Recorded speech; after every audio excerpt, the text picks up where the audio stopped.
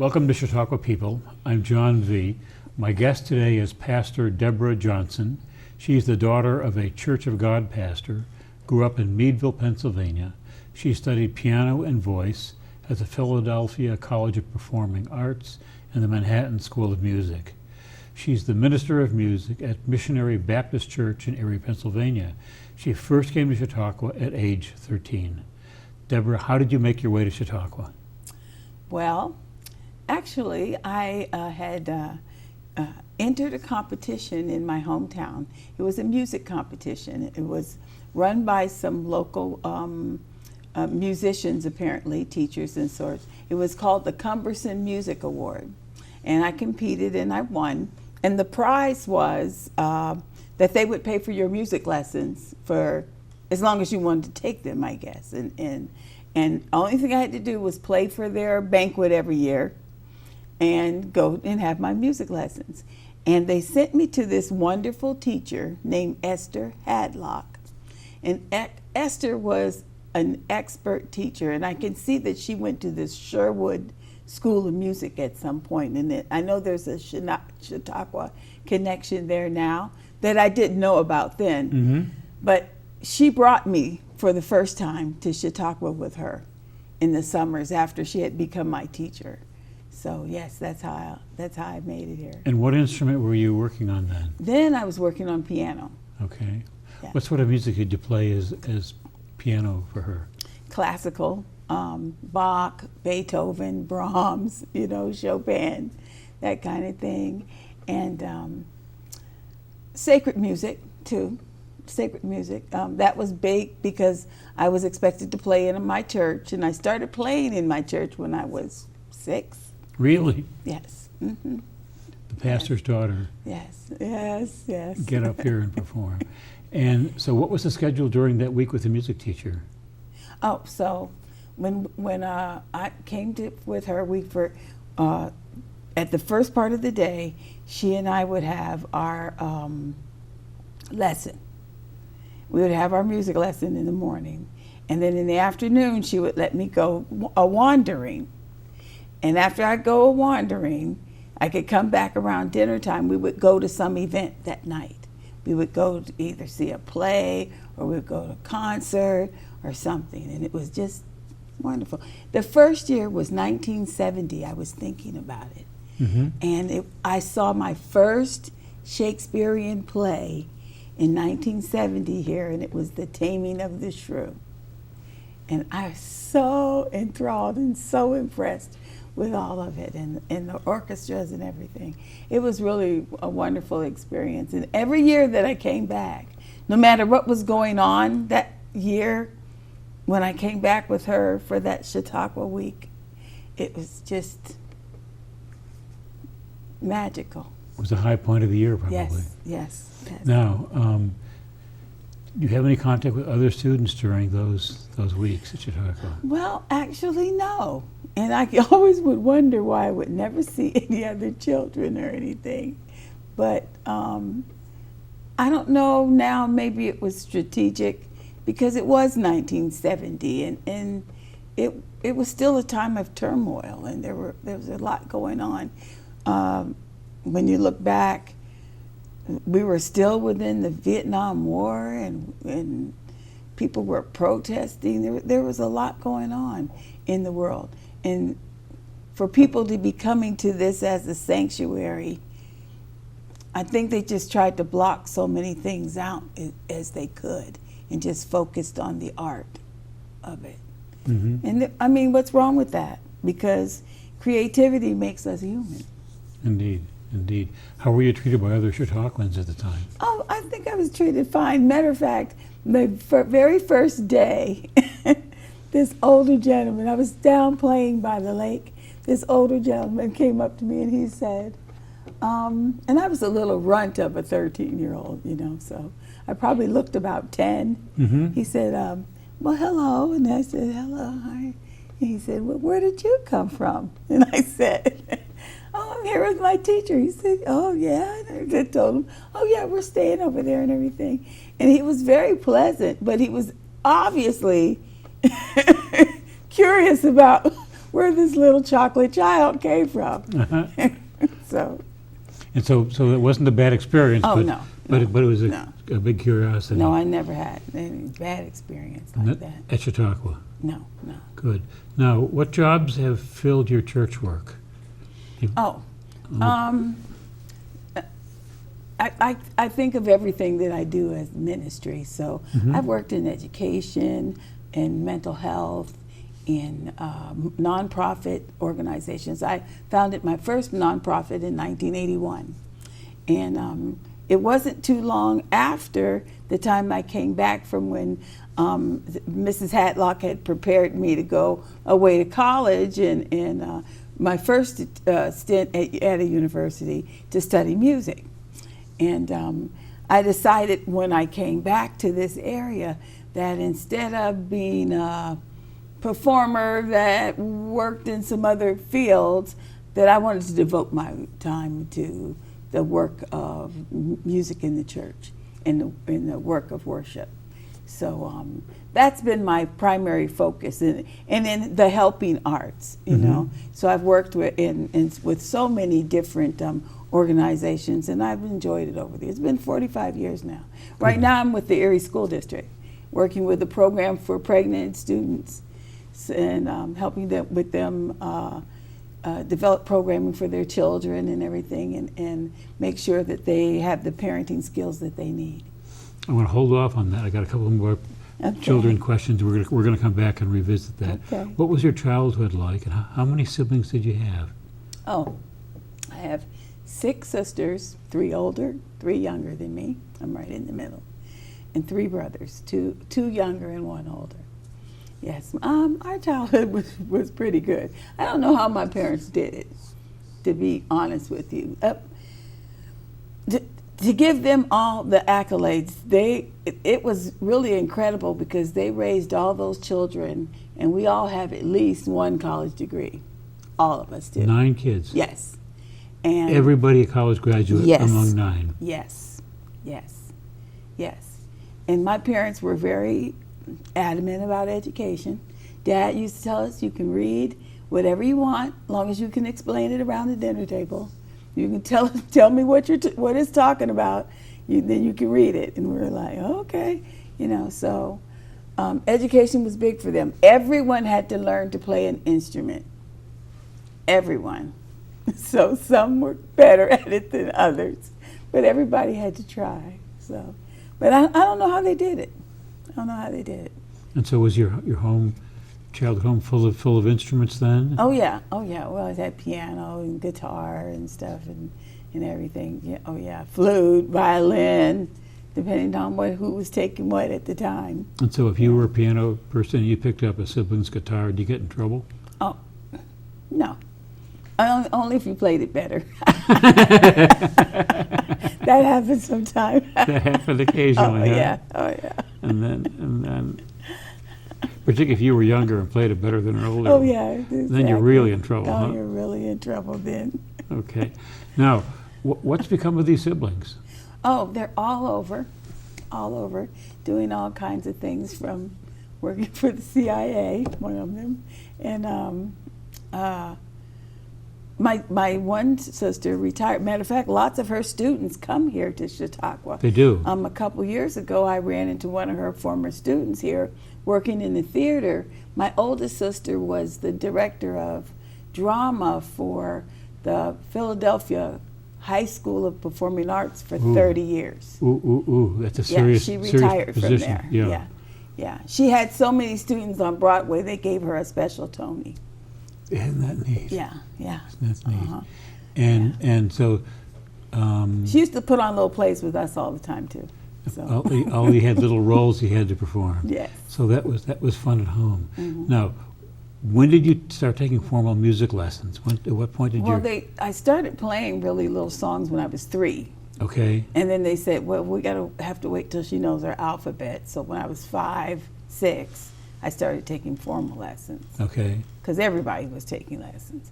But by the time I was I was 13, you know, everybody had to take so much, and then they kind of dropped away because, you know, the lessons and cost and everything. So to win this scholarship, that was very helpful. So that time here, have you kept in touch? Well, you didn't have other kids to play with at the time. Have you kept in touch with people from the Chautauqua experience? Yes, I have. I have been looking to see if I could find out if anyone knows Esther Hatlock or remembers her, because she was the organist at the Methodist Church in Meadville for many years. I remember she was into her hundreds when she finally retired and passed away. So someone has got to remember her, you know, and she was an outstanding musician.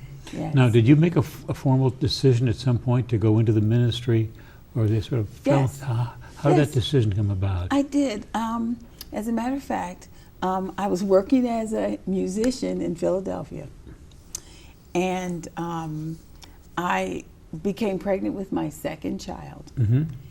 And when I decided that, this was 1981. A single woman could not raise two children and travel as a musician in 1981 with two children. There, you had to make a choice. You're going to do this or you're going to do this. So I chose to go into the ministry and decided I was not going to be touring as a musician anymore. And I'd go into the ministry and go back to school and serve my community in other ways. I'm glad of it. You know, music is powerful. Yeah. And it's a powerful soother of people in different, with autistic children I've used it, with elderly, with the to people that have trauma and infirm. Music is powerful in that way. Now, I think you indicated to me you had a Master of Theological Studies, is that correct? Yes, and my bachelor's is in marriage and family therapy. And tell me about the MTS. Where did you go? Anderson University. Okay. Yes. And where's that? Anderson, Indiana. Indiana, okay. Yes. And was that a music-focused degree or a theology? No, more theology-focused, yes. Okay. And was there a denominational focus to that? Church of God. Okay. Church of God, Anderson, Indiana. And that's the Church of God National Association, too. If you're West Middlesex, PA, is in the same vicinity, yes. And so that served you well then? Yes. Took a couple of years to do it, or? Oh, a few years. Okay. Yeah. That was it dragged on and on. Okay. Long haul, Yes. probably 45 graduate hours or something like that. Yeah, and then an enormous amount. Yes. Now, was there any scripture that played a particular role in your life? Oh, yes. When I was hungry, you fed me. When I was naked, you clothed me. When I was in prison, you visited me. If you did this for the least of these, you did it for me. I dreamed that scripture. I was pregnant with my second child. I dreamed that scripture night after night after night. And I was like, I don't know what that means. And then when I would dream that scripture, it's 1981 now. There's a great recession going on. And I would see people in the dream, the gas company and the electric company were going door to door down the block, turning people's power off and lights off and stuff in the cold. And I feel like that was my call to ministry. And I remember telling my father, and I wrote my first grant because I had learned to write grants when I was 14 working for a community center. And I wrote my first grant then.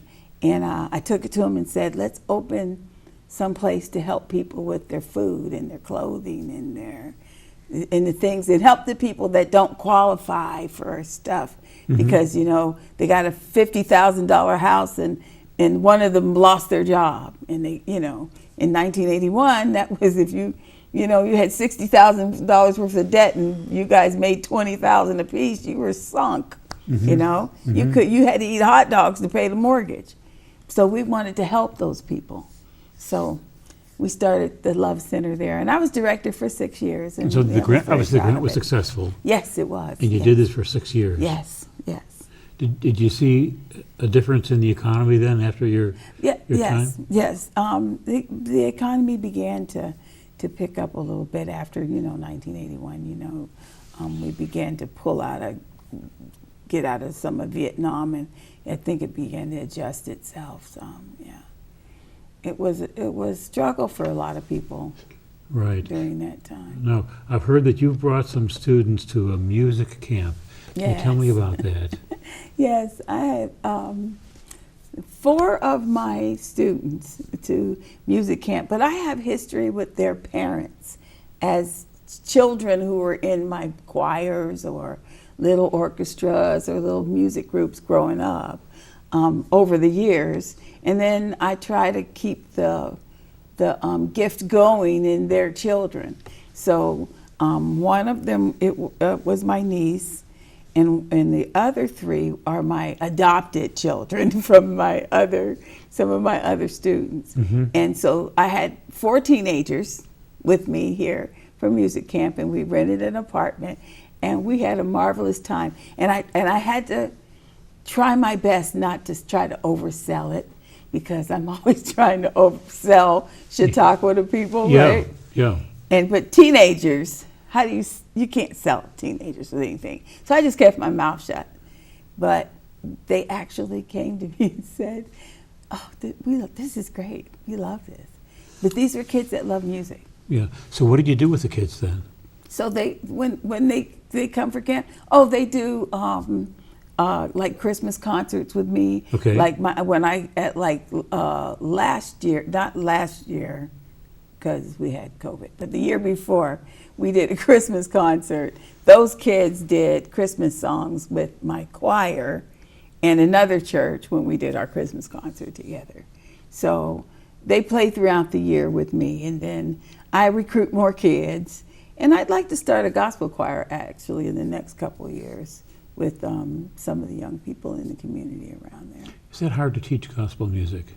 No, I don't think music is. I guess I'm biased in the perspective because I've been reading music and playing music since I was 3. So to say if it's hard or not, I don't know. Because it's come natural to me now. I thought of gospel music as being a very happy genre. Well, expressive. Yeah. And music itself is expressive. It's so powerful in so many ways. And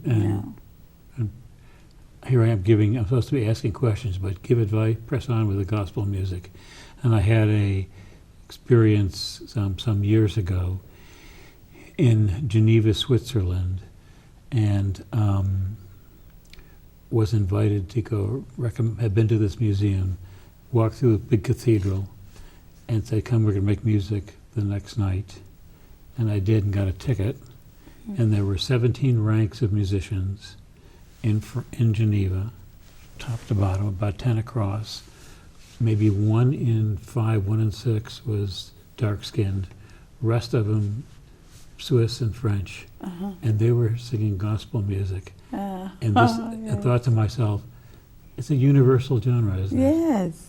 And yes. It may be, people may make light of it, but listen carefully, listen to the words, and there's something there. And to see something in the heart of a major John Calvin's church, if that means anything to you. It's called, now they call it St. Pierre. It used to be called St. Peter's. One of the major churches of the Protestant formation. And there they are singing gospel music, and every seat was filled. A few old people didn't like it, they left early. But it was such a source of joy. Different to hear something different ringing in that church. Yeah, and well done. They had combined choirs, and couldn't have been a better experience. Now, let's go back and talk for just a few minutes here, and we don't have as much time left as I would like. Tell me about the Youth Leadership Initiative, and make certain we cover what you're doing in Erie these days. Oh, well, I volunteer with the Youth Leadership Initiative. Okay. As a matter of fact, I was just talking with their director the other night. They're coming here on Wednesday Great. to hear black violin. They're bringing the kids over to hear black violin. It's going to be great. We've done this a couple of years in a row, so it's something we get really excited about, giving the children a chance to come out here and just enjoy, what's happening at Chautauqua. It's so great. And what is the Youth Leadership Initiative? Well, it's just that. It's a program that is fostering the leadership skills for these youth.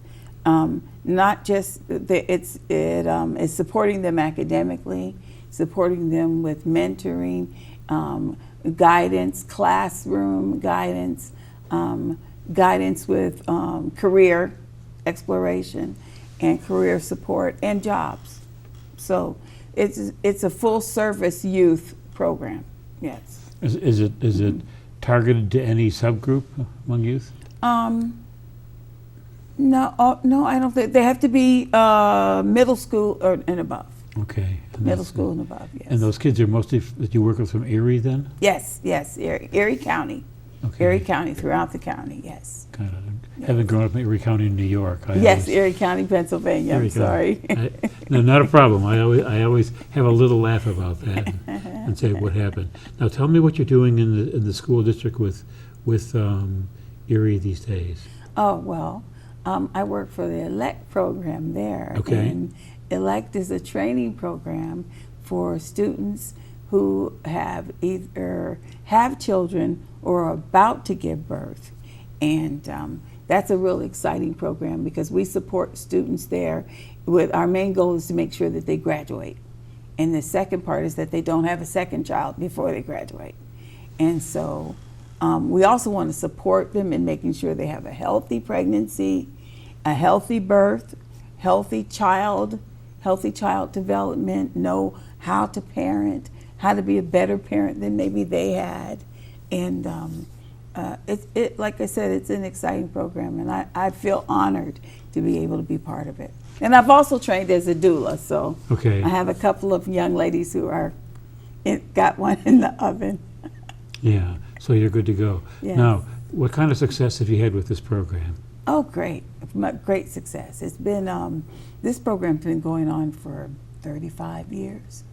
And it's been very successful. We know that the pregnancy rate is down significantly, and we believe that education is a big part of that, and support so that people understand they don't have to be limited because maybe they made a choice that they didn't quite understand at the time.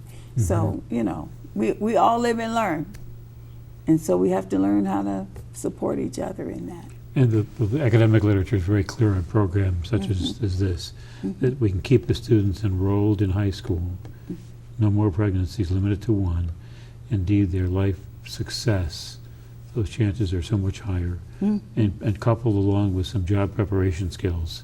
And indeed, it turns them into prosperous Americans as opposed to being dependent. And that is an enormous benefit. We see it all the time. Yeah.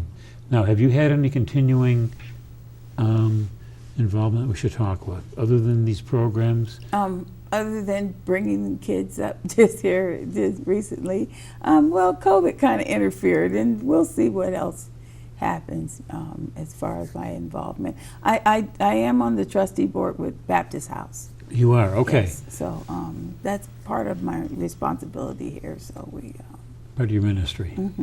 Now, let me ask you one sort of question, and we're running short on time here.